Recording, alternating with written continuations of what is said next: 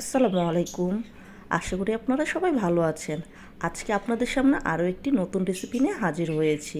হ্যাঁ, দেখেই বুঝতে পারছেন পুরি, কিন্তু এই পুরিটি হলো খেতা পুরি, যেই পুরিতে বেশি করে মশলা দেওয়া হয় এবং পুরির সাইজটি ছোট হয়, সেটাই হলো খেতা পুরি।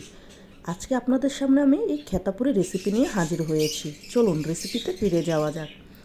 আমি প্রথমে আলু সিদ্ধ করে রেখে দিয়েছিলাম। এরপর পেঁয়াজ, ধনেপাতা এবং শুকনো মরিচ ভালো করে চটকিয়ে বেরেস্তাও সুন্দরভাবে চটকিয়ে নেব।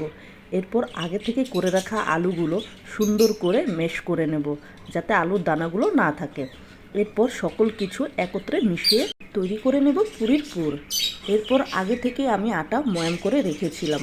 আমি প্রায় 2-3 ঘন্টা রেস্টে রেখে দিয়েছিলাম। এখন আটার থেকে ছোট ছোট পিস করে আমি পুরির জন্য নিয়ে নেব। আপনি যেই সাইজের পুরি খেতে চান সেই সাইজের ময়দা নিয়ে নেবেন। এরপর আমি ওই ময়দাতে সুন্দর করে ময়দাটা একটু ছড়িয়ে আলুর পুর দিয়ে একটু তেলে কিছুক্ষণ ভিজিয়ে রেখেছিলাম। এখন পুরি হালকা একটু চাপ দিয়ে গরম তেলে সুন্দর করে ভেজে নেব। ব্যাস, হয়ে গেল আমার সন্ধ্যার নাস্তা খেতা পুরি রেসিপি।